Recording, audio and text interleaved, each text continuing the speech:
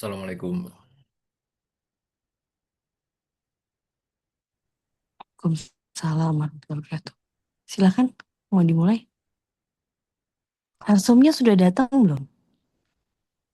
Iya, Sudah, Bu? Ya, Assalamualaikum selamat semua. malam. Waalaikumsalam Ibu Yunia. Assalamualaikum Terima dunia. kasih. Apa Assalamualaikum Pak kabar? Salam Hilman. Ya, kenal. salam kenal. Waalaikumsalam, salam kenal Pak, Bu sekalian.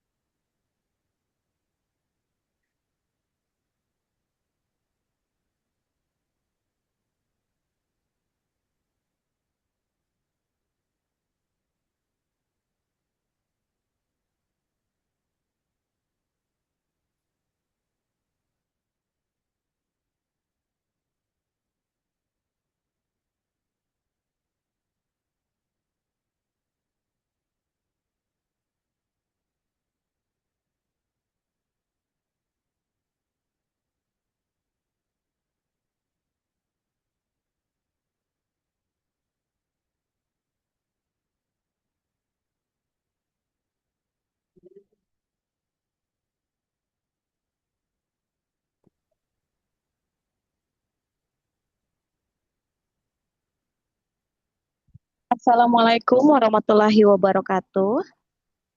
Salam sejahtera, selamat malam untuk kita semua, Bapak, Ibu, serta teman-teman peserta webinar yang saya hormati. Perkenalkan, nama saya Pinkan yang akan bertugas sebagai Master of Ceremony dan memandu jalannya acara webinar malam hari ini.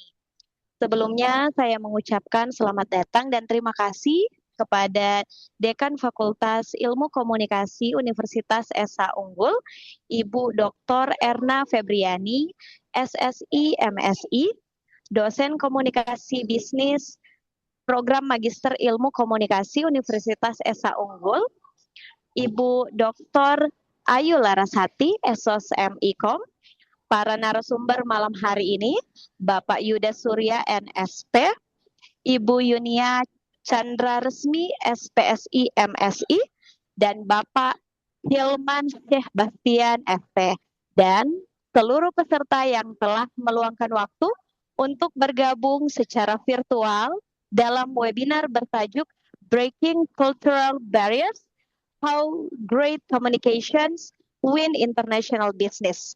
Adapun susunan acara pada malam hari ini sebagai berikut: doa pembukaan dan dokumentasi, dilanjutkan sambutan, penyampaian materi oleh narasumber disertai sesi tanya jawab, dan yang terakhir penutup. Baiklah, tanpa berlama-lama, mari kita buka webinar malam hari ini dengan doa yang akan dipandu oleh Kakak Bintang. Dipersilakan Kak Bintang untuk waktunya. Baik, terima kasih Saudari MC atas waktu dan kesempatan yang diberikan. Assalamualaikum warahmatullahi wabarakatuh. Waalaikumsalam warahmatullahi Assalamualaikum wabarakatuh. warahmatullahi wabarakatuh. Yang kami hormati Ibu Dr. Erna Febriani, SSI, MSI, selaku Dekan Fakultas Ilmu Komunikasi Universitas Esa Unggul, Ibu Dr. Ayu Larasati, Esos MIKOM, selaku Dosen Komunikasi Bisnis Universitas Esa Unggul, Ibu Yunia Chandra Resmi, SC MSI, selaku Guest Lecturer sekaligus Ketua Komunitas Psikologi Indonesia di Qatar, Bapak Hilman Syekh Bastian ST, selaku Guest Lecturer dan International Certification Body Practitioner, Bapak Yuda Surya Nugraha SP selaku narasumber, serta teman-teman seluruh peserta webinar yang kami hormati. Izinkan saya memimpin doa menurut agama Islam. Kepada hadirin yang beragama lain, kami persilahkan untuk berdoa menurut keyakinan dan kepercayaan masing-masing. A'udzubillahiminasyaitonirrajim. Bismillahirrahmanirrahim. Alhamdulillahirabbil alamin. Hamdan syakirin, hamdan na'imin, hamdan yuwafi ni'amahu wa yukafi'u mazidah. Allahumma sholli ala sayyidina Muhammad wa ala ali sayyidina Muhammad. Ya Allah, ya Rahman, ya Rahim, segala puji hanya milik-Mu. Atas limpahan rahmat, nikmat kesehatan, kesempatan, serta karunia-Mu, pada malam hari ini Engkau mempertemukan kami dalam kegiatan webinar ini. Ya Allah yang Maha Mengetahui, Jadikanlah pertemuan ilmiah ini sebagai pertemuan yang penuh keberkahan, lancaran, dan manfaat. Bukakanlah hati dan pikiran kami agar mampu menerima ilmu yang bermanfaat, memahami setiap materi yang disampaikan, serta mengamalkannya dalam kehidupan akademik, dunia kerja, maupun kehidupan bermasyarakat. Ya Allah, limpahkanlah kesehatan, kekuatan, serta keberkahan kepada seluruh narasumber, dosen, panitia, moderator, MC, dan seluruh peserta yang hadir. Mudahkanlah setiap rangkaian acara dari awal hingga akhir tanpa suatu halangan apapun. Jadikanlah segala usaha dan pengabdian yang dilakukan sebagai amal ibadah yang Engkau ridhoi.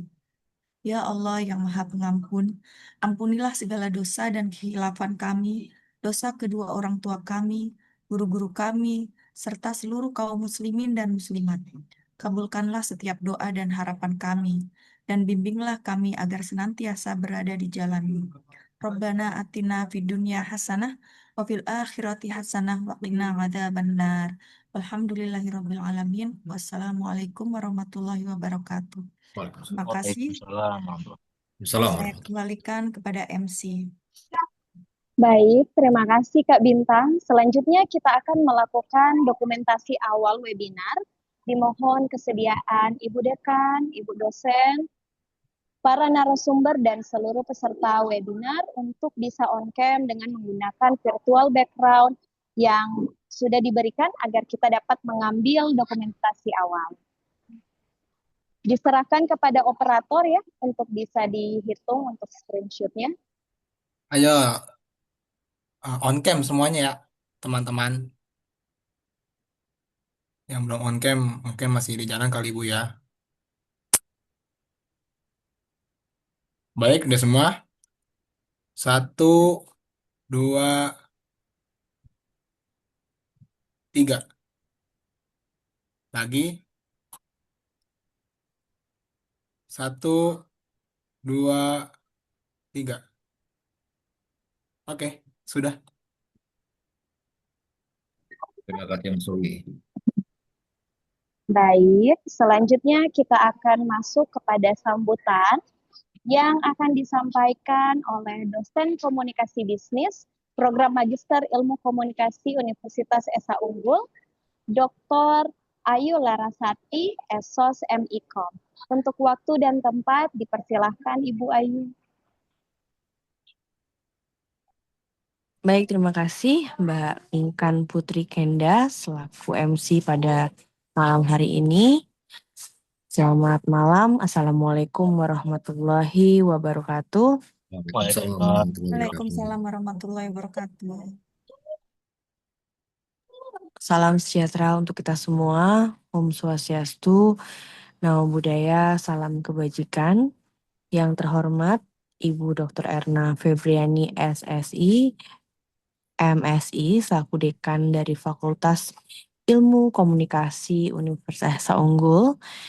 Yang saya hormati Bapak Yuda Surya NSP, Vice President Retail Collection Management Bank Muamalat. Salam kenal, salam hormat Pak.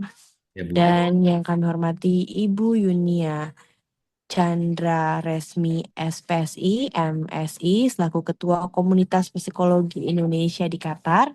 Terima kasih Bu telah berkenan. Dan di sini hadir narasumber kita Bapak Hilman Syekh Bastian ST, International Certification Body Practitioner. Salam malam Pak. Dan tentunya Ibu moderator kita Mbak Finka Intan Chandra Dewi SIKOM dan Mbak Master Seremoni Mbak Pinkan Putri Kenda SHUB dan juga seluruh teman-teman mahasiswa, mahasiswi, calon magister ilmu komunikasi Universitas Esa Unggul.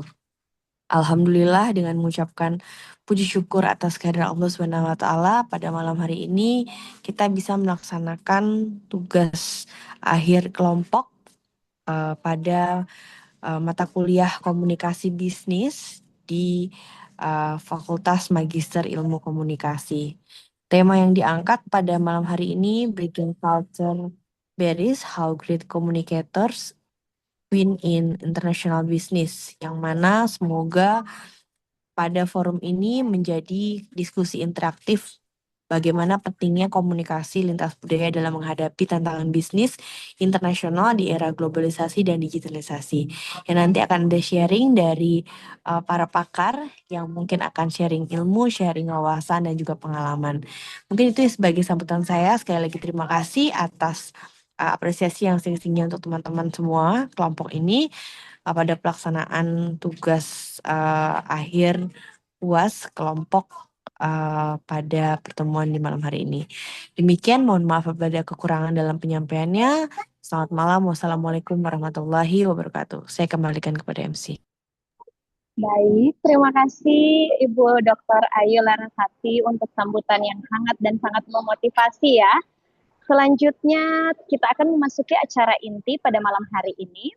Maka dari itu saya persilahkan kepada Kak Vinka selaku moderator webinar untuk bisa memandu dan mengarahkan para narasumber kita di malam hari ini. Waktu dan tempat kami persilahkan Kak Vinka.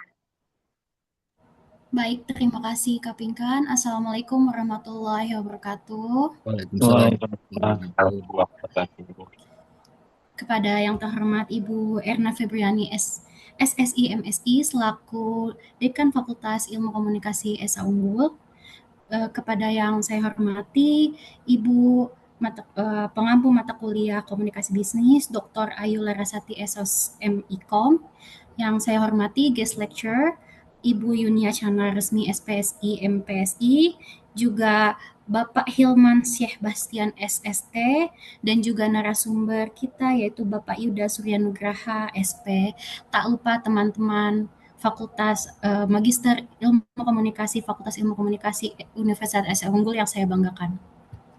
Saya Vinka Intan Citra Dewi selaku moderator yang akan menyampaikan memandu acara diskusi pada malam hari ini. Baik teman-teman, langsung saja. Di era global seperti saat ini, komunikasi tidak lagi dibatasi oleh wilayah geografis ya. Kolaborasi lintas negara telah menjadi bagian dari aktivitas bisnis sehari-hari. Tapi keberhasilan komunikasi internasional itu tidak hanya ditentukan oleh kemampuan berbahasa asing saja. Ada perbedaan budaya di dalamnya, ada nilai, cara berpikir, hingga etika bisnis yang seringkali menjadi tantangan yang harus dipahami agar kerjasama dapat berjalan secara efektif. Nah, melalui webinar ini kita akan bersama-sama mendalami bagaimana komunikasi lintas budaya berperan penting dalam membangun hubungan bisnis internasional yang efektif. Untuk mengatasi berbagai hambatan komunikasi serta menciptakan kepercayaan dalam menjalin kemitraan global. Nah, tentunya kita merasa beruntung ya karena pada malam hari ini telah hadir narasumber kita yang memiliki pengalaman dan kompetensi di bidangnya masing-masing untuk berbagi wawasan dan pengalaman kepada kita semua. Sebelum memasuki sesi pemaparan materi, izinkan saya menyampaikan beberapa ketentuan selama webinar berlangsung. Yang pertama, para peserta diharapkan mengikuti kegiatan hingga selesai. Yang kedua, selama narasumber menyampaikan materi, mohon mikrofon peserta dalam keadaan mute atau agar acara dapat berlangsung dengan baik. Lalu selanjutnya, apabila terdapat pertanyaan, peserta dapat menyampaikannya melalui fitur raise hand atau menuliskan pertanyaannya di kolom chat. Nantinya pertanyaan akan dibahas pada sesi diskusi sesuai dengan waktu yang tersedia. Lalu selanjutnya mari kita bersama-sama menjaga etika dan menghormati seluruh narasumber maupun peserta selama kegiatan berlangsung. Tanpa berlama-lama lagi, kita akan memasuki sesi pertama yang akan membahas Breaking Cultural Barriers. Untuk mengawali sesi ini, izinkan saya memperkenalkan narasumber pertama kita yaitu Ibu Yunia Chandra Resmi atau akrab disebut Ibu Yuna. Beliau adalah seorang diaspora Indonesia yang saat ini sedang tinggal di Qatar. Beliau lulus Fakultas S1 Psikologi Universitas Pajajaran pada tahun 2001, lalu juga beliau mengampu S2 di Magister Sains Psikologi Pendidikan di Fakultas Psikologi Universitas Indonesia dan lulus pada tahun 2016. Lalu beliau juga belajar di Komi Coaching Institute pada tahun 2021. Pengalaman kerja beliau Di bidang HR, beliau pernah menjabat sebagai asisten direktur bidang HR pada PT Muna Putra Nusantara, lalu juga beliau pernah menjadi staf rekrutmen dan training di PT Jaya Teknik Indonesia. Di bidang pendidikan, karir beliau juga pernah mengampu sebagai koordinator pusat terapi anak berkebutuhan khusus di Bina Ananda Duri Riau, life coach. Pengalaman organisasi beliau saat ini beliau sebagai Ketua Komunitas Psikologi Indonesia di Qatar. Lalu beliau juga sebagai Wakil Ketua Ikatan Alumni IKA Unpad di Qatar saat ini. Beliau juga pernah menjabat sebagai General Secretary Permika atau Persatuan Masyarakat Indonesia Qatar. Tanpa berlama-lama lagi kepada Ibu Yunia Chandra Resmi, waktu dan tempat saya persilahkan. Baik, terima kasih banyak Kakak Vinka Intan Citra Dewi. Bismillahirrahmanirrahim. Assalamualaikum warahmatullahi wabarakatuh. Waalaikumsalam warahmatullahi wabarakatuh. Kepada yang terhormat Dekan Fakultas Ilmu Komunikasi, Ibu Dr. Erna Febriani, yang terhormat Dosen Komunikasi Bisnis, Ibu Dr. Ayu Larasati, dan para pembicara yang sekarang Pak Yuda Surya Nugraha dan Bapak Hilman Syekh Bastian ya. Senang sekali saya juga bisa belajar ya di sini nanti bareng-bareng adik-adik. Dan yang paling istimewa adalah adik-adik, mahasiswa, mahasiswi program studi ilmu komunikasi, magister, sains ya, komunikasi Universitas Esa Unggul. Baik, oke, sudah dibuka ya. Mungkin awalnya perkenalan dulu ya. Seperti tadi sudah disampaikan oleh Kakak Vinka. Seperti itu latar belakang pendidikan dan pekerjaan saya. Mungkin yang perlu saya tambahi, saya di sini di Doha, Qatar sudah dari tahun 2014 ya. Jadi ini menginjak tahun ke-13 saya berada di sini. Nah, ini disclaimer juga gitu. Saya di sini diboyong oleh suami yang kebetulan bekerja di perusahaan minyak Prancis yang berada di Qatar, affiliate di Qatar. Nah, kami semua di sini, saya kebetulan aktif dalam organisasi masyarakat. Saya adalah satu dari 30.000 warga negara Indonesia yang ada di Qatar, jadi diaspora Indonesia di Qatar. Di sini kami banyak sekali kegiatannya gitu ya. Ada berbagai macam komunitas yang intinya kita saling support, saling mendukung semua aktivitas yang dilakukan baik dalam pekerjaan di kantor maupun di rumah gitu ya sehari-hari. Jadi disclaimer POV saya adalah sebagai lebih ke pengamat ya, pengamat dan mengetahui apa-apa yang permasalahan yang ada di warga negara Indonesia di Qatar melalui konsultasi-konsultasi yang dilakukan di komunitas kami seperti itu kira-kira. Oke, kita langsung masuk materi ya karena waktunya sangat terbatas sekali ini 15 menit kalau nggak salah ya Kak Vinka ya. Baik, sekarang ini saya ditugaskan ya sama Mbak Kak Vinka untuk mencoba membahas mengenai 4 bidang yaitu dalam breaking cultural barriers, language barrier atau hambatan bahasa, kemudian hambatan budaya, stereotype dan etnosentrism, kemudian perbedaan etika bisnis. Cuma karena bidang saya psikologi, saya jadi gemes gitu ya, pengen nambahin sesuatu gitu ya yang sesuai dengan latar belakang saya. Jadi saya akan menambahkan assertiveness. Oke, next. Nah, ini mestinya sih saya nggak perlu ajari ya, semua juga di sini ngerti ya. Apalagi mahasiswa S2 itu tahu betapa hambatan bahasa ini akan menjadi sangat problematis sekali ketika kita terjun di dalam dunia bisnis ataupun kerja internasional. Kenapa bahasa itu penting? Karena ini alat ya, alat yang fundamental. Melalui bahasa ini kita dapat membangun ide-ide, realitas gitu ya, dan kita juga berkonek atau membangun hubungan dengan satu sama lain dan kemudian mengekspresikan diri kita sendiri.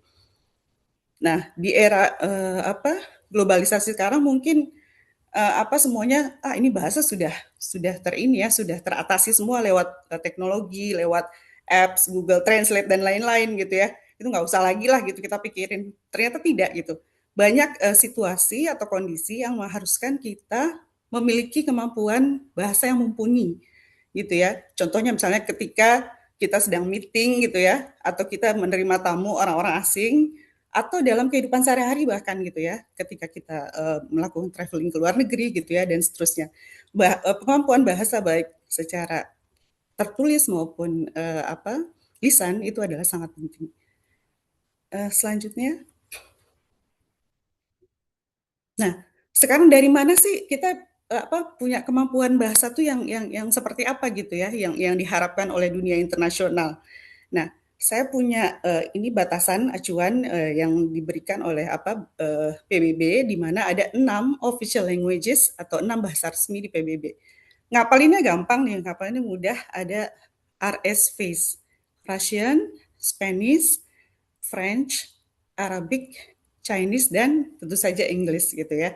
Jadi saya kepingin tahu juga, ini kita interaktif nggak apa-apa ya, Kak Vinka ya. Jadi coba dari semua yang ada di sini, saya pengen tahu, tolong tulis di kolom chat berapa bahasa asing dari 6 bahasa ini yang telah Anda kuasai. Jujur ya, belum ada nih. Karena terus terang bahasa Inggris aja tuh bare minimum ya, bare minimum gitu untuk kita dapat berinteraksi dan berkomunikasi dengan semua dalam lingkungan internasional. Sudah adakah? Ini nggak ada yang mau ngaku. Nggak apa-apa. 1, 0, 2 gitu terserah.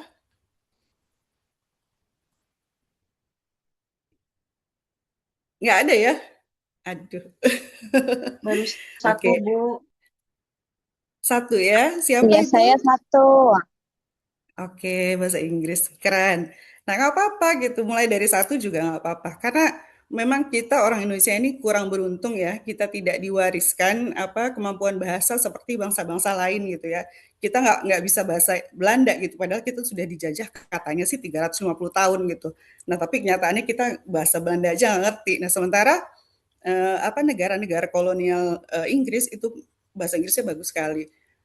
Buat gambaran untuk bangsa-bangsa North Afrika itu seperti Maroko, Tunisia, kemudian Algeria, mereka bisa 3 bahasa Prancis, Inggris, dan Arabic. Nah, even di Middle East, Qatar ini bahasanya bagus sekali. Jadi mereka anak-anak muda sekarang sudah mampu berbahasa Inggris dengan baik plus Arabic gitu. Jadi keunggulannya itu luar biasa gitu dibandingkan dengan mungkin negara kita salah satunya gitu ya. Cuma ini bisa jadi motivasi juga untuk semuanya agar lebih keras lagi belajar gitu ya. Oke, nah ini kenapa jadi 6 bahasa resmi? Karena dia berdasarkan penutur bahasa terbanyak, kemudian pentingnya bahasa tersebut dalam hubungan internasional, juga pengaruh sejarah dan budaya. Gitu, ini nggak ada lagi yang aku bahasa sudah bisa, siapa tahu ada 3 gitu. Yang jelas bahasa ibu. 50. Oh iya, bahasa Indonesia ya. Oke. Plus bahasa, kenapa saya tulis di sini plus bahasa Indonesia yang baik dan benar. Jadi jangan lupakan apabila kita sudah menguasai berbagai bahasa Indonesia itu jangan lupa gitu ya, karena kita masih butuh untuk report ya, untuk report tertulis, kemudian juga bercakap-cakap dengan bahasa kita sendiri untuk mengembangkan wawasan ilmu dan pengalaman, kan kita butuh untuk menguasai bahasa kita sendiri gitu ya. Seperti itu. Baik, semangat ya belajar bahasa ya. Nah, oke, berikutnya. Nah, bagaimana sih kita bisa menguasai language ya? Written and spoken is must. Jadi jangan cuma tertulisnya, tapi juga lisannya itu juga kalian harus pelajari betul gitu ya, agar bisa fluent di keduanya. Karena ini adalah requirement dari apabila seseorang terjun dalam bisnis atau kerja internasional. Nah, kemudian bahasa ini memudahkan dalam penerimaan kerja dan urusan bisnis lainnya, itu pasti ya. Pengalaman saya sebagai HR ini, kalau saya melihat kandidat dengan 2 kualifikasi yang sama gitu ya, misalnya masing-masing GPA-nya sama gitu, 3,5 gitu ya, terus dia punya keterampilan lain-lain, kalau seseorang itu memiliki satu bahasa yang lebih unggul dibanding yang lain, saya akan memilih yang itu gitu. Karena ini memang menjadi skill yang penting sekali gitu ya untuk berelasi dengan dunia internasional. Seperti itu misalnya. Nah, bagaimana caranya? Sekarang banyak kursus, kemudian banyak app, ada Duolingo ya. Dulu zaman saya nggak ada tuh kayak begitu ya. Betul-betul murni dari kursus yang juga belum seberapa banyak gitu, cuma ada LIA, ada IEF gitu ya. Kalau sekarang udah banyak. Nah, kemudian juga cari komunitasnya, yang penting sekali adalah cari komunitas yang di mana kita bisa berlatih dengan mereka, dan kemudian cari partner latihan untuk terutama spoken-nya. Seperti itu. Untuk bahasa kira-kira seperti itu ya. Nah, berikutnya. Selain tadi hambatan bahasa, juga ada hambatan budaya. Nah, kita tahu ya bahwa Indonesia itu terdiri dari banyak budaya ya. Di Indonesia sendiri aja kita udah punya ada suku Sunda, Batak, Betawi, kemudian Minang, macam-macam, dan itu juga sudah merupakan tantangan sendiri gitu. Gimana kita bisa mengadjust budaya yang ada di kita untuk dapat berbaur secara nasional. Nah, ini tantangannya tambah lagi nih ya. Tambah lagi dengan international culture, di mana bangsanya ada berapa sekarang, negara itu udah 190 lebih. Kita mesti berbaur gitu dengan budaya yang kita juga pegang sendiri. Ini adalah salah satu tantangan. Nah, gap culture antara culture yang kita miliki dengan tuntutan untuk berada di dalam lingkungan atau lingkungan kantor atau bisnis internasional, itulah yang harus kita isi gitu ya, gap culture-nya. Bagaimana kita dapat melakukan adjustment. Slide berikut. Next, sorry. Nah, culture barriers ini bisa menjadi hambatan dalam komunikasi ataupun interaksi karena dia punya filter. Ini ya, kalau kita lihat gambar di sini, antara fakta atau kenyataan yang kita lihat, itu kita punya belief yang ada di kepala. Nah, belief ini berasal dari mana? Itu bisa dari latar belakang budaya, agama gitu ya, pendidikan, ataupun pengalaman. Misalnya kita punya trauma gitu ya. Nah, filter inilah yang akan membuat fakta-fakta yang ada itu menjadi bias gitu ya. Nah, dan ini juga akan dapat mengganggu teamwork karena perbedaan-perbedaan dalam kebiasaan dan ekspektasi. Contohnya ya, ini saya bakal banyak contoh-contoh aja ya, agar lebih jelas. Contohnya gini, misalnya saya pernah ke Paris gitu ya. Nah, di Paris itu banyak copet kan ya. Nah, banyak copet yang kebanyakan majority dari mereka adalah orang-orang orang-orang North Afrika biasanya ya, yang ada Arabiknya gitulah. Nah, ketika teman saya atau saya ketemu orang dengan kebangsaan tersebut di satu kantor gitu ya, ini kita otomatis punya pengalaman gitu ya, punya pengalaman buruk terhadap orang tersebut gitu. Padahal itu nggak ada hubungannya dengan seseorang yang saya temui tadi gitu. Nah, itu tuh akan menjadikan itu bias, menjadi menyimpang. Sebetulnya dia nggak begitu sama sekali gitu kan. Cuma karena kita punya pengalaman seperti itu, kita punya filter, kita punya belief seperti itu, kita akan memperlakukan orang tersebut atau mempersepsi orang tersebut sama dengan pengalaman trauma yang masa lalu. Nah, kalau kita punya rekan kerja tersebut seperti itu kan kita nggak ini ya, jadi nggak baik gitu ya. Jadi akan mempengaruhi kinerja di kantor juga gitu. Itu seperti itu contohnya. Kemudian ada contoh lain banyak lagi sebentar. Next slide. Nah, ini juga contoh nyata ya. Ini contoh nyata adalah salah satu perusahaan di Qatar. Nah, yang berdiri tahun 2017. Nah, perusahaan itu ini perusahaan minyak. Dia adalah joint venture antara perusahaan asli negara Qatar dengan perusahaan Prancis ya, taruhlah namanya perusahaan yang baru berdiri ini gabungan dari perusahaan B dan C ya. Si perusahaan A adalah gabungan dari perusahaan B dan C. Nah, ketika si perusahaan ini didirikan, jadi ada karyawan yang terdiri dari dua perusahaan itu ya, perusahaan yang berlatar belakang Qatar, Arabik, dan si Prancis. Nah, isunya itu ini contoh nyata aja tentang kebiasaan jam kerja dan istirahat. Nah, kalau orang-orang Qatar ini biasanya mereka datang ke kantor, jadi jam kerja di sini adalah jam 7 sampai jam 3. Jam 7 datang, jam 3 pulang. Tapi cara mereka bekerja adalah mereka datang jam 7, kemudian istirahat siang singkat gitu ya, pulang tenggo gitu. Jam 3 udah beres, pulang-pulang semua gitu, udah macet jalanan lah di atas jam 3. Sedangkan si perusahaan Prancis ini, perusahaan C, itu orang-orangnya orang-orang Prancis tentunya ya, dan mereka mempunyai budaya sendiri. Mereka datang jam 7, nah ini sukanya ngobrol kan, chat dulu gitu ya, ngobrol-ngobrol dengan yang lain, ngopi-ngopi, baru kerja. Nah, siang-siang itu mereka makan di rumah. Mereka makan siang sampai jam 2. Nah, begitu ke kantor lagi, itu orang-orang yang dari perusahaan B udah siap-siap mau pulang gitu. Karyawan-karyawan Qatarnya sudah pulang. Ini kan ada gap ya, ada gap antara kebiasaan yang ada di karyawan Qatari dan karyawan Prancis. Nah, itu jadinya apa solusinya? Biasanya sih penugasan-penugasan penting atau rapat-rapat penting itu dilakukan di pagi sampai jam 12 gitu. Cuma ini adalah perbedaan budaya yang harus saling dipahami. Mohon Next maaf slide. Ibu Yurnin. Iya. 5 menit lagi ya, Bu. Aduh. Kita kayaknya. Oke.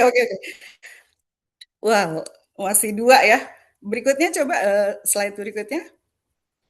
Nah, ini juga perbedaan contoh kasus ya yang ada real yang terjadi di latar belakang perusahaan internasional. Jadi dengan latar belakangnya seperti ini. Perusahaan internasional itu dia akan selalu menghargai karyawan yang berani menyampaikan pendapat dan artikulatif. Nah, sementara perusahaan Indonesia itu umumnya menghargai yang karyawan yang manut ya, asal Bapak senang gitu. Enggak, walaupun bukan semuanya, tapi budayanya seperti itu. Jadi itu memang karena pendidikan di Indonesia yang tidak mendorong siswa untuk menyampaikan pendapat secara berani dan artikulatif. Nah, akhirnya pandangan umum dari si perusahaan di sini, perusahaan internasional ini, dia memandang bahwa karyawan Indonesia itu pintar dan skillful, tapi tidak banyak bicara. Tidak banyak bicara ini bukan berarti good ya. Ini adalah weakness karena ide-ide bagus yang disampaikan oleh manajemen biasanya kalah oleh ide-ide yang sebenarnya biasa aja, tapi disampaikan dengan baik dan dielaborasi dengan baik. Biasanya karyawan-karyawan India tuh yang suka bicara dengan baik gitu ya. Oke, berikutnya. Nah, kita punya banyak stereotip dan stereotip di antara berbagai negara ya. Seperti di sini, orang Jepang itu bangsa yang disiplin, bekerja keras, gila kerja, dan lain-lain gitu ya. Banyak positifnya, tapi juga sebetulnya ada negatifnya. Kemudian Amerika Serikat itu individualistis, ramah terbuka, dan memiliki budaya kerja yang serba cepat. Orang Inggris dianggap sebagai kaku, sopan, pendiam, sangat terobsesi dengan minum teh. Nah, Indonesia seperti apa? Ini karena waktunya singkat, saya tuh sebenarnya pengen denger gitu ya suara-suara dari teman-teman gitu ya, yang untuk mengemukakan pendapat. Tapi oke, saya simpulkan bahwa stereotip dari orang Indonesia adalah masyarakatnya sering dinilai ya sebagai orang yang sangat ramah, murah senyum, menjunjung tinggi gotong royong, namun seringkali dikaitkan dengan kebiasaan santai atau kurang tepat waktu. Nah, itulah gap-gap yang saya bilang ini harus diisi gitu ya. Jangan sampai stereotip itu malah membuat kita menjadi saya kan orang Indonesia nih, saya santai dong, cincai lah ya, toleran dengan yang lain, itu tidak seperti itu. Nah, itu juga etnosentrisme atau pandangan terhadap budaya lain berdasarkan budaya kita itu juga sebetulnya dapat menghambat ya terjadinya komunikasi dan interaksi dengan dunia internasional. Misalnya kita sudah mencap bahwa misalnya orang Jepang tuh kok gitu banget ya, disiplin banget gitu ya, nggak ada toleransi sama sekali gitu. Tidak seperti orang Indonesia, yang salah siapa sekarang gitu ya. Coba kita lihat gitu. Itu tuntutan dari kantornya itu seperti apa gitu. Kita harus adjust dengan itu. Seperti itu. Baik. Selanjutnya. Nah, di sini kalau bicara tentang perbedaan etika bisnis ya, sebetulnya bisnis etik yang diadopsi oleh perusahaan-perusahaan internasional itu adalah sudah standar ya, sudah standar. Jadi ada kejujuran, transparansi, bebas konflik kepentingan, fairness, respect for others gitu. Nah, ini sudah menjadi acuan, kemudian sudah diterjemahkan ke dalam company policy, diimplementasikan melalui petunjuk-petunjuk, directives, code of conduct, dan prosedur yang mengikat karyawan. Nah, perusahaan yang justru tidak memiliki standar etika ini biasanya akan sulit untuk bersaing di tingkat global gitu ya.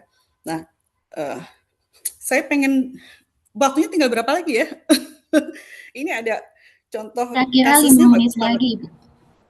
Oke. Contohnya gini, di perusahaan internasional ya yang ada di Qatar gitu, ini real contoh, itu ada misalnya saya contohnya suami saya gitu ya, suami saya lagi meeting, tiba-tiba ada temannya manajer gitu ya, tiba-tiba dia bilang, saya punya isu konflik interest. Suami saya bekerja di tempat di perusahaan yang ikut serta dalam tender yang sedang kita lakukan. Dia declare itu. Saya declare itu, saya mohon tidak diikutkan dalam tender yang sekarang. Itu kan bagus banget ya. Dia punya isu konflik interest dan kemudian dia declarekan itu dan tidak ingin dilibatkan dengan itu. Nah, apakah perusahaan Indonesia seperti itu? Itu. Nah, seperti itu. Jadi perusahaan-perusahaan yang tidak menganut etika bisnis internasional yang baik, itu akan sulit untuk bersaing dengan tingkat global. Seperti itu. Next. Nah, ini ya, saya coba contoh-contoh dari perbedaan budaya kerja.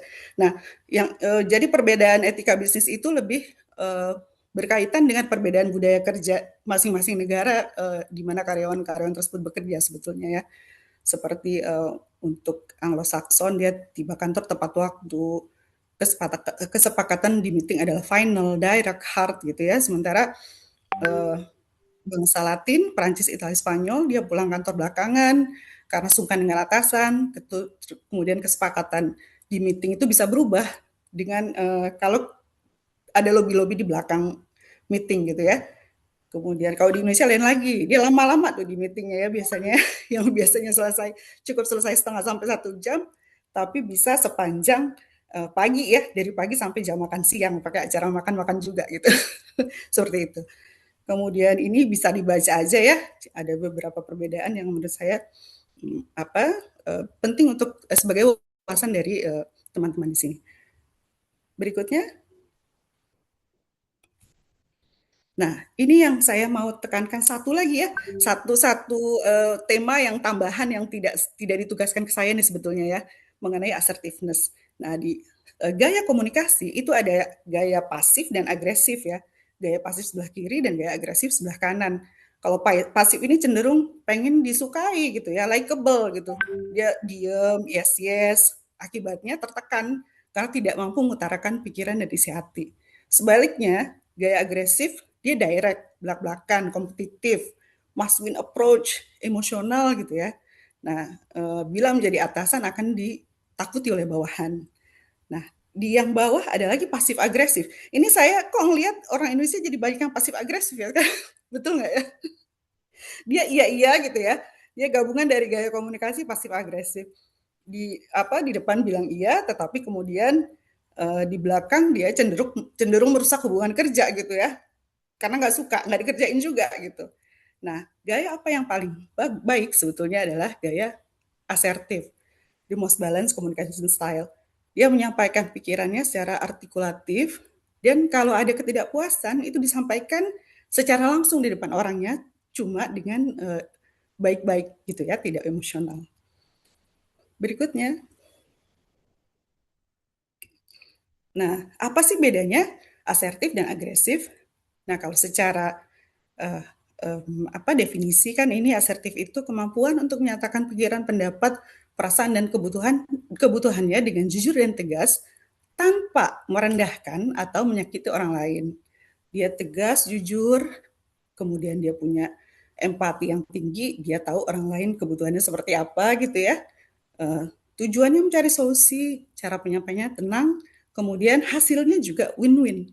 Itu beda dengan agresif. Kadang-kadang asertif sama agresif jadi ada beda tipis gitu ya. Kalau kita lihat gitu ya. Nah, kalau bedanya apa? Karena agresif ini biasanya cenderung untuk merendahkan orang lain, cara bicara juga kasar, kemudian empatinya rendah. Nah, jadinya solusinya win-lose. Satu merasa menang, satu merasa kalah. Dan itu tidak baik sebetulnya untuk dinamika organisasi maupun tujuan dari perusahaan itu sendiri. Slide terakhir. Nah, bagaimana sih caranya untuk menjadi asertif? Pertama kita harus berlatih ya, tentunya berlatih. Ini ada tips-tips sebetulnya ya. Gunakan kalimat saya. Saya merasa menurut pendapat saya sih gitu daripada kamu jelek banget deh gitu. Ini kok hasilnya seperti ini gitu ya. Nah, itu seperti itu. Kemudian berani berkata tidak. Tidak untuk hal-hal yang memang tidak sesuai atau dirasa tidak pas dengan kita ya. Nah, kemudian pertahankan bahasa tubuh yang terbuka artinya jangan nunjuk-nunjuk orang gitu ya, atau jangan hindari tangan bersidekap seperti itulah ya. Tunjukkan keterbukaan dengan bahasa tubuh. Kemudian yang penting adalah hargai pendapat orang lain, dengar pendapat orang lain karena apa-apa yang biasanya ada dari orang lain itu tidak semuanya salah gitu ya. Kita juga tidak selalu benar gitu. Jadi sebelum kita berbicara, kita juga mendengarkan orang lain terlebih dahulu. Kemudian teknik latihannya ini bisa dipelajari di rumah saja ya. Sekarang udah mudah lah ya. Mulai dari hal kecil, biasakan untuk mengutarakan pendapat, ketidaksesuaian kepada orang lain, kemudian regulasi emosi itu jaga supaya tidak terlalu emosional. Terutama emosi-emosi negatif yang kasar ya. Kemudian persiapkan diri ketika kita akan menghadapi meeting misalnya atau menghadapi orang lain dengan latihan-latihan. Seperti itu saja, sudah cukup ya. Slide berikutnya, semoga bermanfaat. Terima kasih banyak semuanya. Terima kasih Bu Assalamualaikum Yuna. warahmatullahi wabarakatuh. Waalaikumsalam warahmatullahi wabarakatuh. Baik, sangat insightful ya tadi, terutama tadi ada masukin sedikit-sedikit bumbu-bumbu psikologi ya yang memang relevan dengan tema Breaking Cultural Barriers ini. Baik, sepertinya sudah ada banyak penanya nih. Saya buka karena waktunya terbatas, saya buka hanya satu pertanyaan ya untuk sesi Ibu Yuna ini. Silakan teman-teman jika ada yang bertanya. Oke, baik. Saya Amanda, saya izin nanya ya kepada Ya, silakan. Ibu. Oke, Ibu kan tadi menyampaikan ya bahwa gaya komunikasi asertif merupakan gaya komunikasi yang paling ideal. Namun, dalam konteks komunikasi bisnis internasional, apakah gaya komunikasi asertif dapat diterapkan secara universal? Mengingat dalam beberapa budaya bisnis, komunikasi yang terlalu langsung justru dapat dianggap kurang menghargai lawan bicara dan berpotensi memengaruhi hubungan bisnis. Menurut Ibu, bagaimana perusahaan multinasional menentukan gaya komunikasi yang efektif tanpa mengabaikan nilai budaya mitra bisnisnya? Baik, terima kasih Ibu. Terima kasih Amanda. Aduh, bagus sekali ya. Ini kritis nih namanya gitu. Bener gak sih asertif yang paling bagus gitu ya. Nah, kalau secara saya bilang tadi etika bisnis itu kan standar ya. Acuannya adalah standar kejujuran, kemudian apalagi kerja keras dan lain-lain. Nah, gaya komunikasi asertif ini akan mendorong untuk semua orang mengeluarkan ide-ide gitu ya. Sebetulnya untuk solusi ataupun permasalahan di dalam sebuah perusahaan ini adalah yang terbaik. Tetapi yang sering jadi masalah adalah ketika budaya ataupun karakter, kita nggak bicara budaya ya, kadang-kadang budaya itu beda sekali dengan karakter orang gitu kan ya. Karakter orang yang menerimanya tidak siap dengan itu gitu. Jadi sebetulnya ini adalah PR dari manajemen sendiri untuk menciptakan suasana yang open, terbuka, agar semuanya bisa mengungkapkan ide-ide dengan baik demi tujuan perusahaan, kan seperti itu. Nah, gaya asertif ini bukan agresif sama sekali. Jadi dia lugas, tegas, tetapi tidak kasar. Dan bisa meredam maksudnya dia juga bisa meredam ketika orang lain sudah sudah full gitu, maksudnya sudah cukup. Itu yang tadi saya bilang, menghargai pendapat orang lain. Jadi bukan cuma dari kita, tapi juga apakah feedback dari orang lain adalah baik terhadap apa yang kita sampaikan, kan gitu ya. Gitu. Jadi tetap kita harus empati, kita harus lihat situasi, kemudian kalau misalnya ada orang-orang dengan budaya yang memang tidak terbiasa dengan asertif, gimana cara nyampaikannya ya gitu. Itu harus dipelajari, dan ini lebih ke pengalaman dan art sih. Tapi apakah asertif ini tidak bisa diterapkan? Saya pikir bisa diterapkan untuk perusahaan berskala internasional. Seperti itu. Baik, terima kasih jawaban yang luar biasa. Semoga Mudah-mudahan menjawab. puas ya. Gimana Amanda? Saya belum. Apakah sudah puas?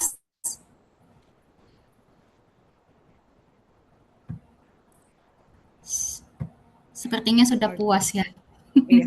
Baik. Ya, saya harap juga belum puas ya, biar bisa belajar lagi ya, baca lagi gitu ya, lihat-lihat lagi cari-cari wawasan lagi seperti itu. Terima kasih. Terima kasih Ibu Yunia, sangat insightful. Kita masuk ke sesi kedua, yang mana kita akan membahas strategi komunikasi bisnis internasional yang efektif, serta bagaimana membangun kepercayaan dalam hubungan lintas budaya bersama narasumber kedua kita, Bapak Hilman Syahbastian. Sedikit profil beliau merupakan seorang lulusan teknik tekstil dari Sekolah Tinggi Teknologi Tekstil Bandung dan memiliki lebih dari 14 tahun pengalaman di bidang industri tekstil, sertifikasi internasional, keberlanjutan, serta pengembangan bisnis. Nah, saat ini beliau memiliki beberapa titel pekerjaan ya Pak. Pak Hilman ini adalah seorang International Certification Body Practitioner. Selain itu, beliau juga menjabat sebagai Country Head Clean Globe International, sekaligus sebagai Tekstil Plastik Scheme Manager dan Business Development di PT Kualitas Sertifikasi Indonesia. Selain memiliki pengalaman luas dalam bidang sertifikasi keberlanjutan, beliau juga telah mengikuti berbagai pelatihan profesional internasional, diantaranya Social Auditor Training di India, Alliance of Water Stewardship Specialist Training, pelatihan Lead Auditor ISO 9001, serta ESG Reporting berdasarkan standar GRI di Malaysia. Dengan pengalaman tersebut, beliau akan berbagi pandangan mengenai strategi komunikasi yang efektif dalam lingkungan bisnis global, serta pentingnya membangun kepercayaan dalam menjalin hubungan profesional lintas budaya. Kepada Bapak Hilman Syahbastian, saya persilahkan. Baik, terima kasih Kak Vinka, dan saya ucapkan selamat malam untuk teman-teman mahasiswa dan juga narasumber terhormat yang lainnya. Izinkan saya untuk melakukan share screen ya Kak ya. Bentar.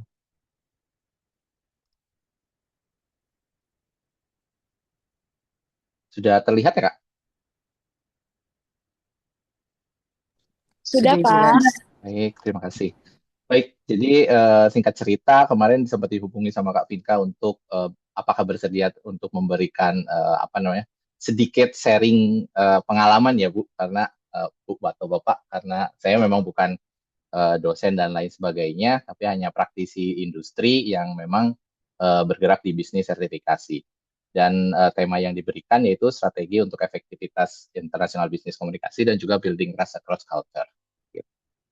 Sedikit short profile tadi sudah dijelaskan oleh Kak Vinka. Saya lulusan dari teknik tekstil dari Sekolah Tinggi Teknologi Tekstil di Bandung, dan sekarang bekerja di utamanya itu di PT Kualitas Sertifikasi Indonesia sebagai Business Development dan juga Scheme Manager untuk beberapa program sertifikasi. Dan untuk Clean Globe itu partner kami yang merupakan perusahaan Australia untuk membidangi beberapa sistem sertifikasi yang ada di Indonesia juga. Baik, dengan pekerjaan yang saya jalani di sini, saya mengharuskan untuk bisa membangun bisnis dan relasi dengan tujuan untuk kemajuan perusahaan ya tentunya. Dan ternyata saya di sini menyadari bahwa komunikasi itu memang sangat penting dalam membangun kepercayaan klien atau rekan bisnis. Jadi kenapa sih komunikasi itu sangat penting? Ini menurut pandangan saya. Yang pertama adalah kita coba bayangkan dulu sebuah situasi ketika ada dua perusahaan yang menawarkan produk atau jasa dengan kualitas yang sama, namun harga yang tidak jauh berbeda, mungkin ada yang sedikit mahal dan sedikit murah. Sebenarnya apa sih yang membuat kita jatuh pilihannya kepada salah satunya? Dan menurut pengalaman saya di industri, seringkali bukan produknya yang menjadi pembeda atau yang menjadi pilihan utama. Tetapi yang menjadi pilihan utama dan menjadi pembedanya adalah pengalaman ketika kami berkomunikasi dengan si penyedia produk tersebut. Jadi misalkan ada satu perusahaan yang ketika kita mengirim email, kemudian jawabannya baru datang 3 atau 4 hari kemudian kita meminta dokumen, selalu terlambat, dan ketika ada salah satu problem, mereka sangat sulit dihubungi. Sebaliknya, di lain sisi ada perusahaan yang responnya cepat, komunikasinya jelas, dan kalau ada kendala dalam suatu produk atau jasa, mereka langsung terbuka menyampaikan kondisinya. Walaupun misalkan dengan harga yang sedikit mahal dibanding perusahaan yang pertama, sebagai pengguna jasa atau pembeli produk, tentu kita akan lebih nyaman bekerja sama dengan perusahaan yang kedua yang tadi responnya cepat, komunikasi jelas, dan siap sedia seperti itu. Dan di sini saya menyimpulkan bahwa berdasarkan pengalaman saya, sekali lagi, ada 4 poin yang cukup penting terkait komunikasi. Yang pertama adalah trust before product, di mana sebelum kita percaya pada produk kita, mereka itu harus kita buat percaya kepada kita terlebih dahulu. Kemudian yang kedua adalah profesionalisme, di mana profesionalisme itu terlihat dari cara kita berbicara, kemudian menulis email, dan memenuhi komitmen seperti itu. Dan di dalam bisnis juga fast respon itu sangat penting, apalagi di era sekarang persaingan bisnis sangat begitu kencang ya, sehingga kecepatan merespon seringkali menjadi nilai tambah yang sangat besar, yang cukup signifikan di dalam perkembangan bisnis. Gitu. Yang selanjutnya adalah, yang terakhir adalah transparansi ya, karena tidak ada perusahaan, kita kan tahu tidak ada perusahaan yang sempurna di dunia ini, tetapi ketika ada perusahaan yang transparan, yang jujur, justru itu lebih mudah mendapatkan kepercayaan di rekan bisnis. Gitu. Dan menurut saya komunikasi di sini bukan hanya soft skill, tetapi sebagai praktisi bisnis bahwa komunikasi adalah bagian dari strategi bisnis. Dan selanjutnya pertanyaannya sekarang adalah, komunikasi seperti apa sih sebenarnya yang efektif ketika kita bekerja, terutama dengan orang yang ada di berbagai negara ya. Baik. Ada 3 poin penting yang bisa saya simpulkan berdasarkan pengalaman saya. Yang pertama adalah active listening, di mana dulu saya selalu berpikir bahwa orang yang paling pintar sebenarnya adalah orang yang paling banyak bicara. Tetapi pikiran saya itu ternyata kurang tepat.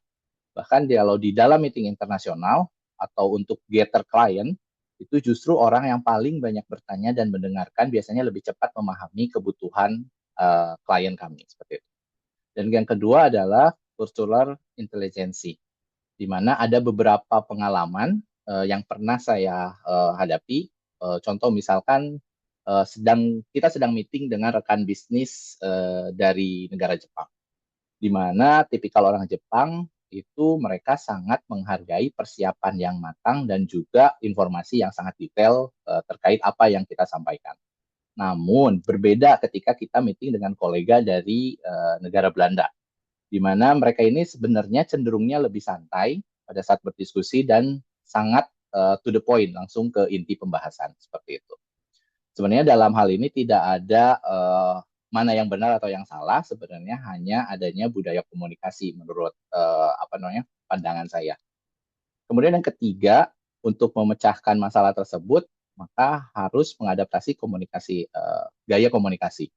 Di sini kita bukan berarti harus berubah menjadi orang lain, tetapi kita harus menyesuaikan bagaimana cara menyampaikan pesan. Jadi sebenarnya komunikasi yang efektif menurut saya pribadi yaitu bukan hanya tentang apa yang kita sampaikan, tetapi bagaimana pesan tersebut dapat dipahami oleh lawan bicara kita. Baik, selanjutnya, dengan adanya persaingan global, tentu saja kami sebagai perusahaan ingin menggather lebih banyak klien, tidak hanya di negara Indonesia. Dan saat ini bisnis sangat bergerak dengan maju, sehingga komunikasi pun bisa dilakukan secara virtual ya. Bahkan kami pun di sini mungkin hampir setiap pekan itu melakukan meeting secara virtual menggunakan beberapa platform meeting online seperti Microsoft Teams mungkin atau Zoom dengan berbagai partner bisnis kami di Indonesia maupun di luar negeri. Dan ada satu hal yang menjadi pelajaran buat saya, di mana meeting yang baik itu bukan meeting yang paling lama, sama seperti yang Ibu Yunia tadi sampaikan ya. Tetapi meeting yang baik itu adalah meeting yang selesai dengan pemahaman yang sama. Jadi mendapatkan benang merah yang sama seperti itu. Karena itu di sini saya memperhatikan 4 hal yang penting. Yang pertama adalah quick response, di mana misalkan pada saat meeting tidak semua tugas atau semua yang di follow up atau yang ditanyakan itu harus selesai hari itu juga. Tetapi setidaknya kita harus bisa memberikan konfirmasi bahwa tugas atau pekerjaan yang diberikan itu sedang dilakukan atau kita informasikan progresnya seperti apa, seperti itu. Kemudian yang kedua adalah be punctual, di mana kadang ada budaya beberapa negara yang sangat berbeda dengan kita, terutama di negara contoh tadi Jepang tadi ya. Jadi ketepatan waktu itu sangat penting. Jadi terlambat 5 menit saja itu sudah dianggap tidak profesional. Dan ini bisa sangat mempengaruhi keputusan bisnis klien seperti itu. Kemudian clear meeting notes. Jadi setiap virtual komunikasi atau adanya meeting online, setelah meeting selesai, baiknya kami selalu akan mengirimkan ringkasan hasil diskusi. Hal ini bertujuan untuk mengurangi kesalahpahaman dan juga untuk memastikan bahwa setiap peserta ini memiliki atau memahami hal yang sama terkait dengan yang didiskusikan di meeting seperti itu. Kemudian yang terakhir di sini ditulis realistic timelines. Jadi kalau secara praktis kami tidak menjanjikan sesuatu yang tidak bisa dipenuhi. Tapi kami lebih baik mengatakan misalkan saya membutuhkan 3 hari untuk melakukan proyek ini, tetapi kami menyelesaikan dalam 2 hari daripada kami menjanjikan besok tetapi malah proyeknya itu terlambat 1 minggu seperti itu. Jadi menurut pandangan kami dan pengalaman kami bahwa hal-hal sederhana seperti ini yang tadi dijelaskan ini justru membangun kepercayaan dari rekan-rekan bisnis kami. Nah, untuk membangun relationship internasional di dalam bisnis, banyak sih beberapa rekan-rekan lainnya juga bertanya, bagaimana sih caranya mendapatkan klien internasional?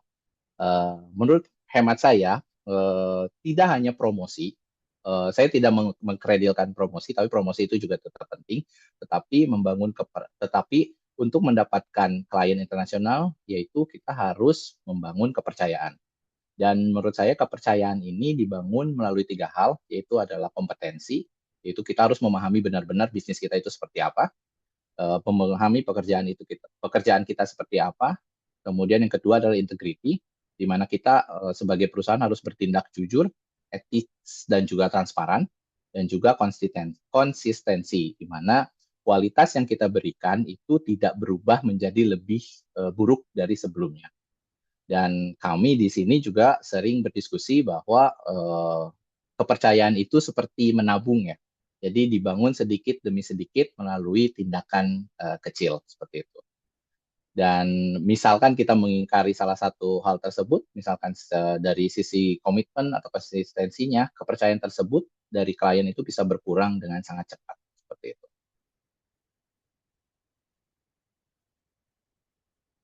Kemudian bagaimana sih untuk mempertahankan reputasi dan juga kredibilitas? Kalau kita berbicara mengenai reputasi, banyak orang mungkin berpikirnya itu dibangun melalui penghargaan atau sertifikat ya, misalnya perusahaan mendapatkan sertifikat A seperti itu. Tapi menurut hemat kami atau pandangan kami itu tidak hanya itu, tidak sepenuhnya hanya berdasarkan penghargaan atau sertifikat. Justru reputasi bisnis ini dibangun dari kebiasaan sehari-hari pelaku bisnis. Misalnya ketika kami sebagai perusahaan melakukan kesalahan kepada klien kami, apakah kita berani mengakuinya? Kemudian apakah kita segera memberikan solusi atau malah justru kita saling menyalahkan? Karena 4 poin yang saya tunjukkan di slide ini, menurut saya ini sangat penting untuk mempertahankan reputasi dan juga kredibilitas bisnis. Yang pertama itu transparansi adalah keterbukaan, kemudian komitmen atau menepati janji, kemudian accountability, yaitu bertanggung jawab atas pekerjaan yang kita lakukan, dan juga responsiveness itu menunjukkan bahwa kita peduli terhadap kebutuhan klien, seperti itu. Dan reputasi yang baik ini tidak dibangun dalam satu hari, tetapi melalui konsistensi dalam tindakan sehari-hari. Dan sehingga nanti reputasi dan juga kredibilitasnya akan terbangun dengan baik. Gitu. Mungkin saya sedikit contoh case study, tapi tidak secara detail dalam artian nama perusahaan dan lain sebagainya.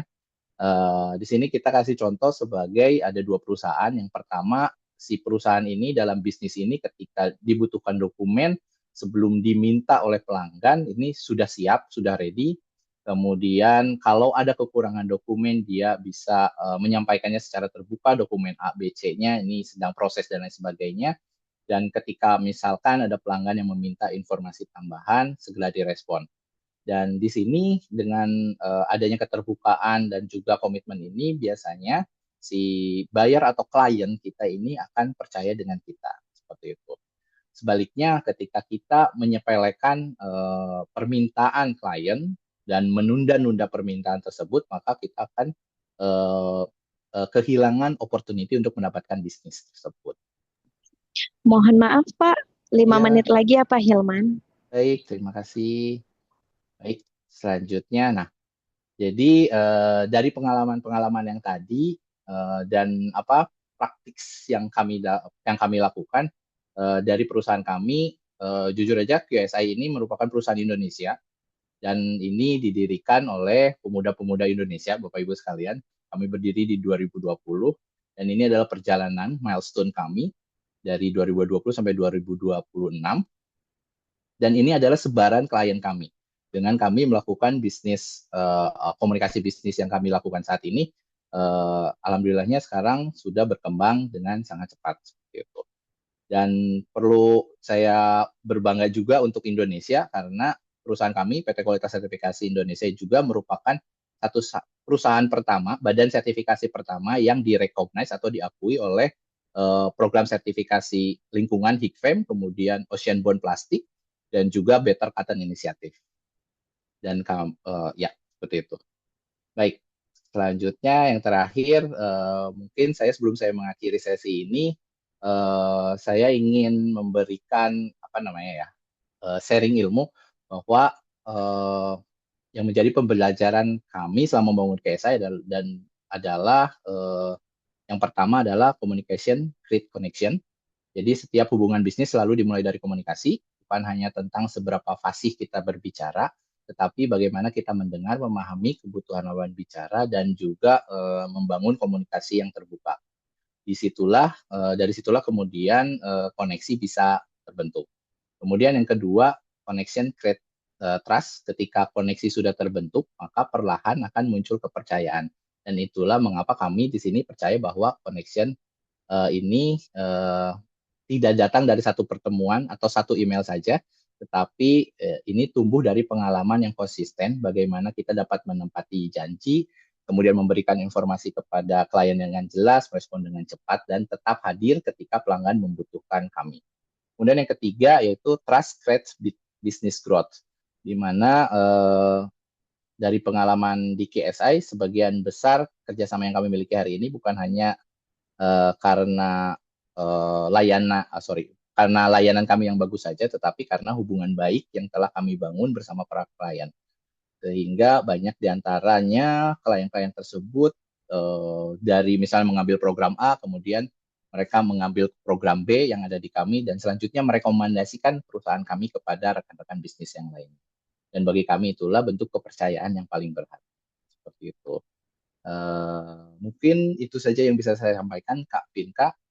Terima kasih atas perhatian Bapak Ibu dan rekan-rekan semua. Mohon maaf jika ada kesalahan dalam penyampaian, dan semoga apa yang saya bagikan malam ini dapat memberikan manfaat untuk rekan-rekan semua. Terima kasih dan selamat malam. Baik, terima kasih Bapak Hilman. Tadi bagus sekali ya, jadi reputasi yang baik itu katanya tidak dibangun dalam sehari, tapi juga dibangun dengan kompetensi selama bertahun-tahun. Baik, terima kasih. Oke, saya buka jika ada pertanyaan dari teman-teman peserta. Saya batasi hanya satu pertanyaan karena keterbatasan waktu kami. Bisa langsung open mic aja atau chat di grup di kolom chat pertanyaannya.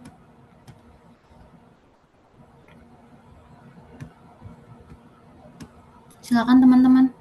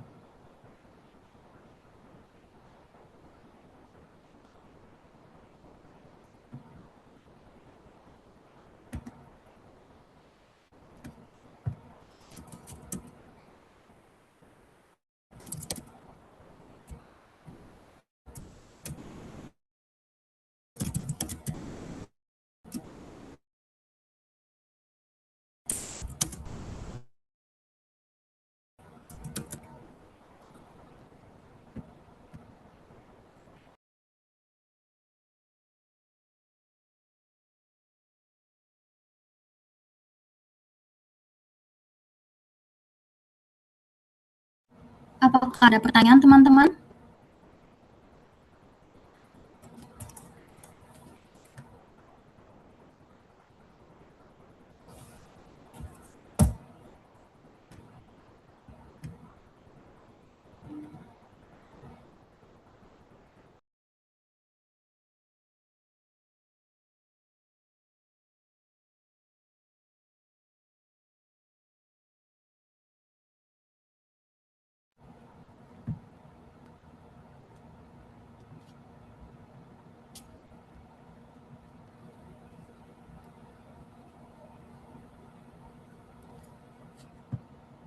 Mungkin kita satukan diskusinya di akhir sesi ya teman-teman.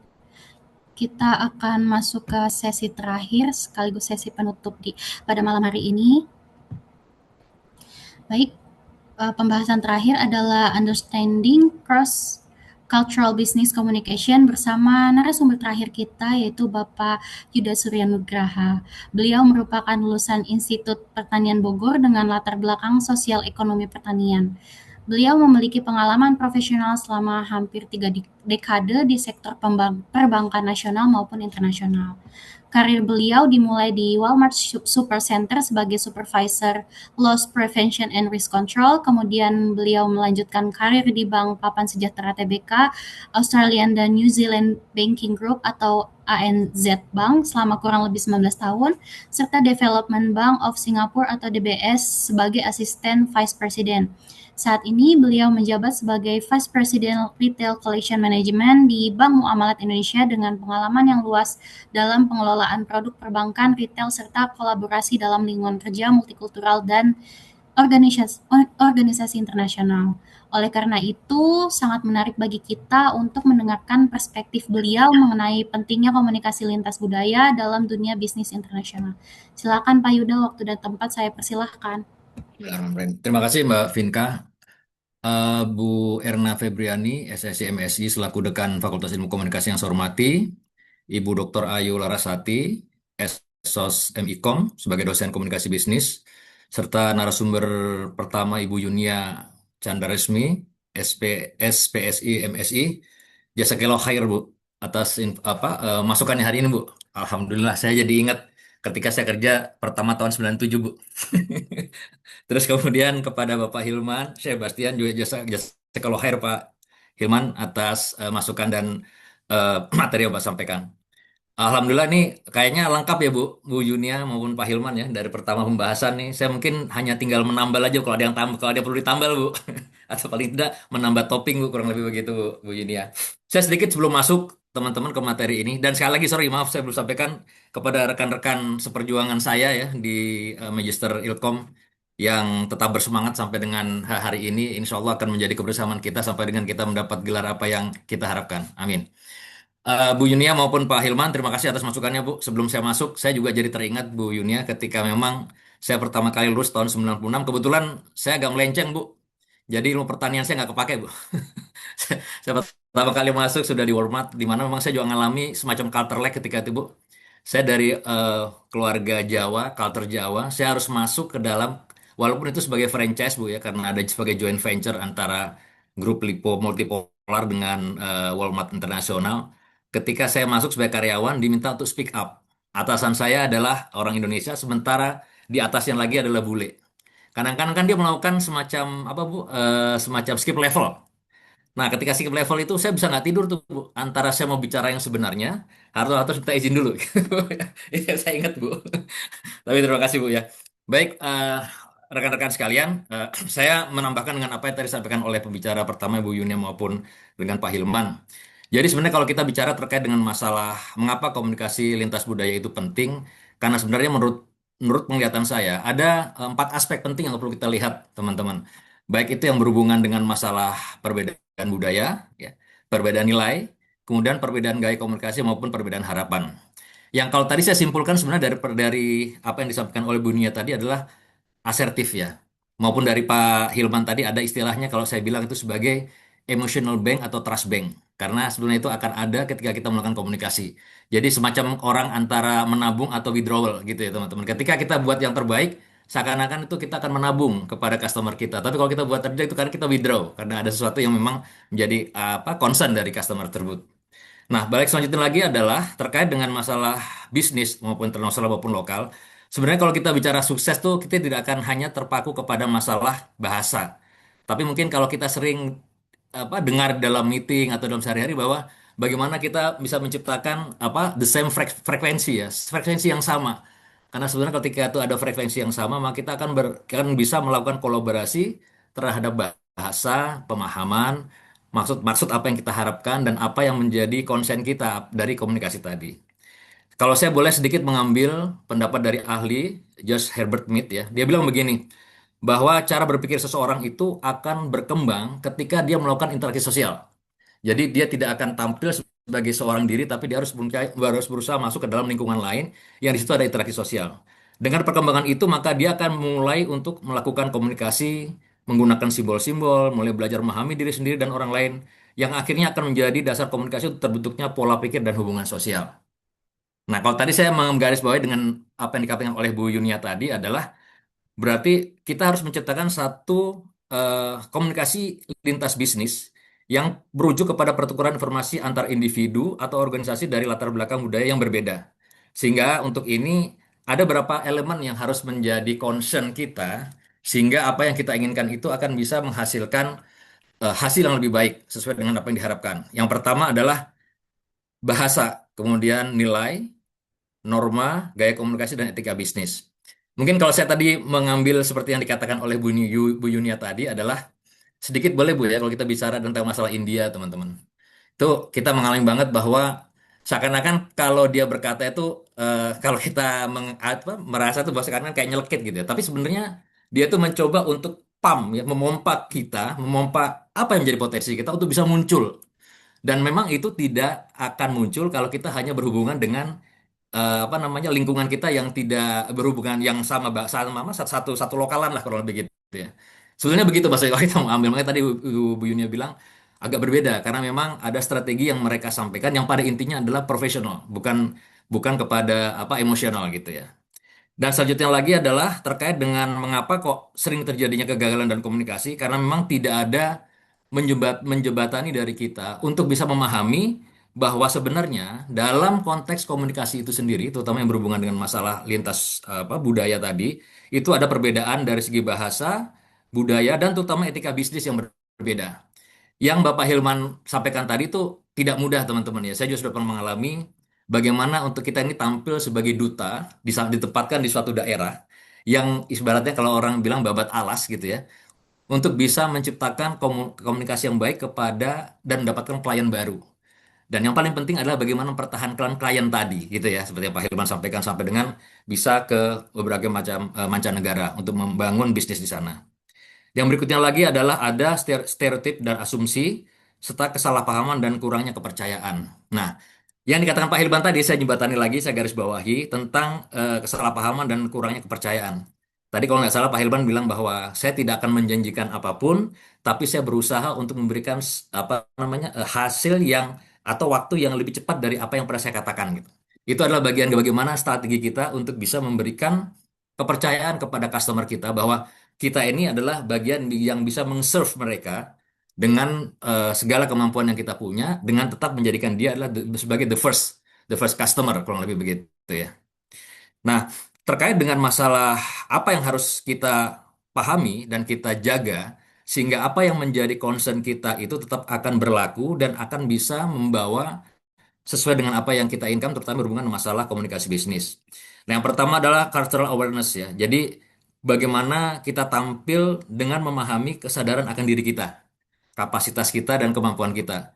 Jadi balik lagi teman-teman, kalau saya tadi bicara dengan, kalau tadi Bu Yunia bilang India tadi, ya memang sebenarnya mereka melakukan push kepada kita untuk bisa menampilkan diri kita yang lebih daripada yang ada saat ini kurang lebih begitu. Karena kita bercoba untuk mengalirkan kemampuan kita, memaksimalkan kemampuan yang ada. Kemudian mengetahui terkait dengan budaya lain dan sikap menghargai maupun kemampuan beradaptasi. Nah, kalau kemampuan beradaptasi tadi, saya lebih ini kepada Pak Hilman ya. Dia bisa membangun rangkaian usaha yang mendunia saat ini, tapi dengan adaptasi yang dilakukan dengan sangat baik.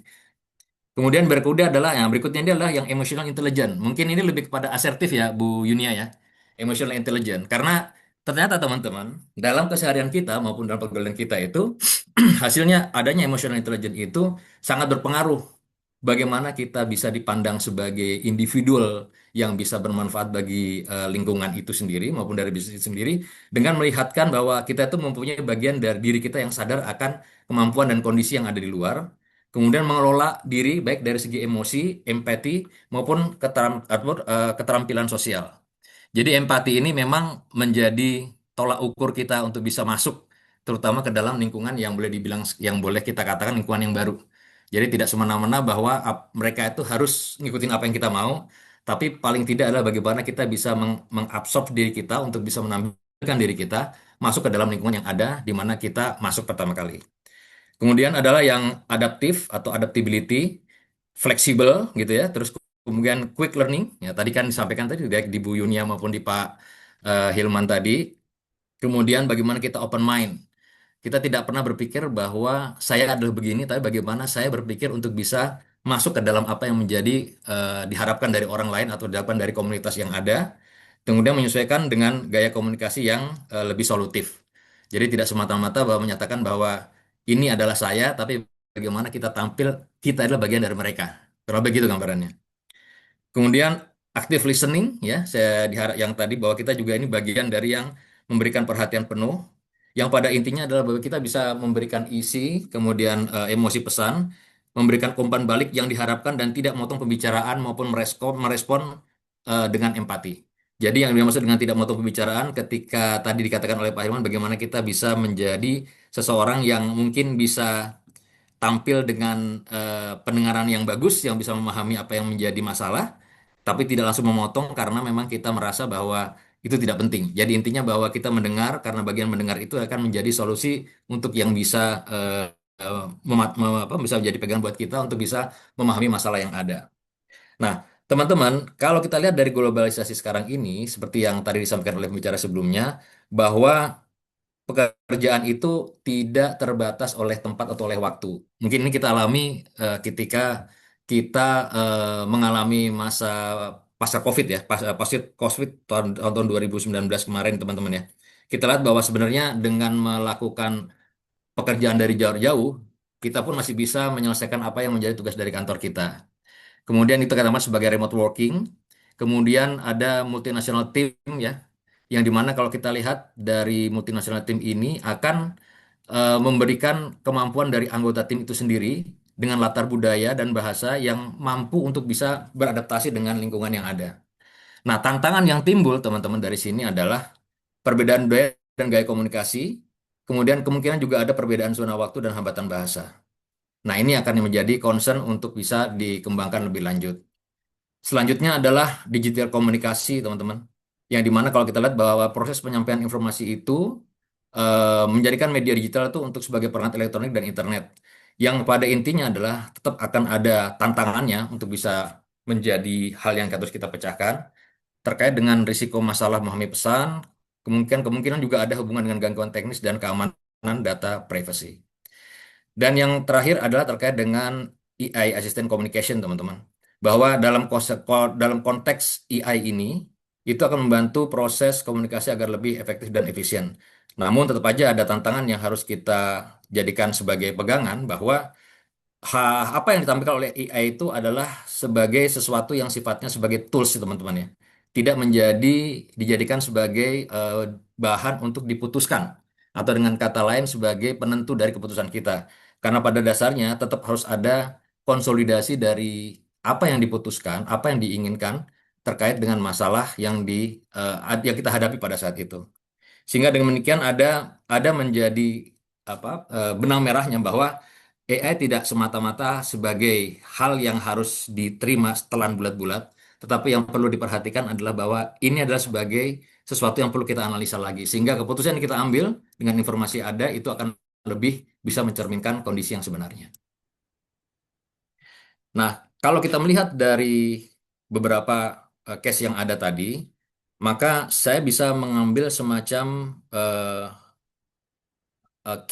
sebagai key takeaways-nya teman-teman ya, bahwa ketika kita berbicara tentang masalah cross cultural komunikasi tadi, bahwa kita tidak akan hanya semata-mata berhadapan dengan bahasa saja, gitu teman-teman. Kemudian juga kita tidak akan tentang memahami nilai-nilai yang berbeda, tetapi kita juga akan memahami tentang membangun kepercayaan atau building trust.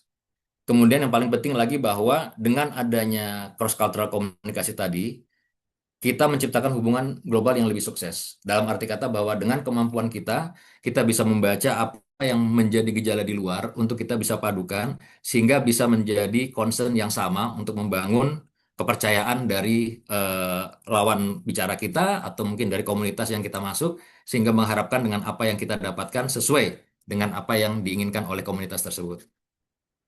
Mungkin itu sebagai yang bisa saya sampaikan, Mbak Vinka, pada hari ini. Baik, terima kasih Pak Yuda. Semoga bisa menambah hazana ilmu kita ya tentang bagaimana pentingnya komunikasi lintas budaya dan tren global dalam dunia bisnis. Tadi sempat menyinggung AI juga ya. Baik, saya buka bagi teman-teman jika ada pertanyaan untuk Pak Yuda. Silahkan.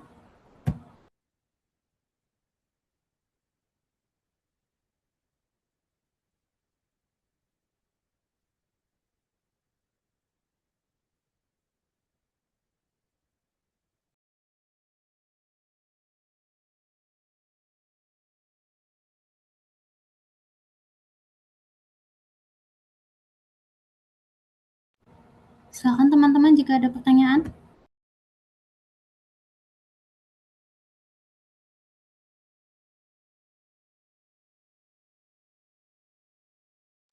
Baik, kita cukupkan saja diskusi kita pada malam hari ini ya teman-teman jika tidak ada pertanyaan. Terima kasih untuk kepada para guest lecturer, Bapak Hilman, Ibu Yunia Chandra Resmi, dan Bapak Yuda sebagai narasumber. Kita bisa simpulkan bahwa hambatan bahasa bisa diatasi jika kita mempelajari bahasa-bahasa yang tadi seperti Ibu Yunia sampaikan. Bahasa PBB ada bahasa Russian, Spanish, French, Arabic, dan Chinese. Dan juga hubungan bisnis bisa dibangun dengan komunikasi.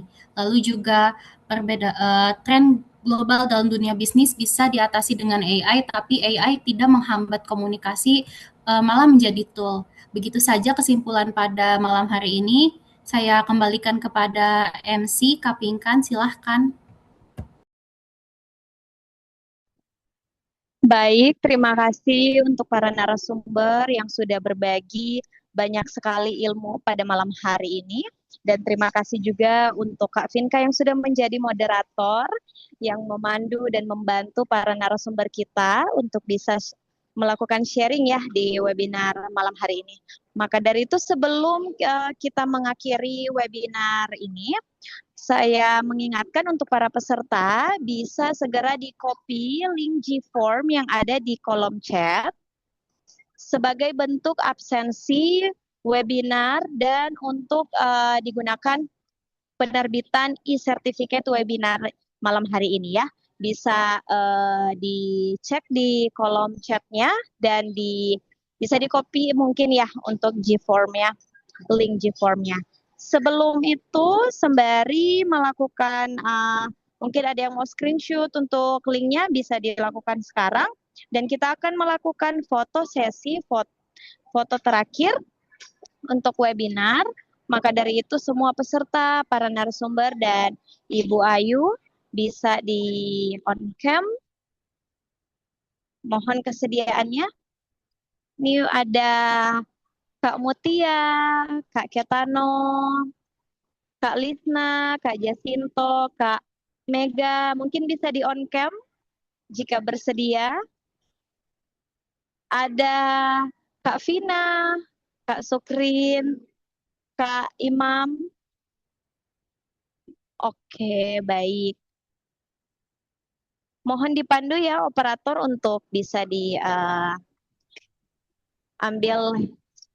dokumentasinya. Oke, baik. Semuanya udah terbuka ya. 1, 2, 3.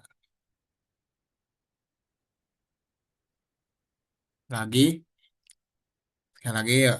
1, 2, 3. Oke.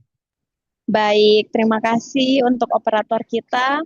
Demikianlah rangkaian webinar kita pada malam hari ini. Terima kasih kami ucapkan kepada narasumber atas ilmu yang telah dibagikan.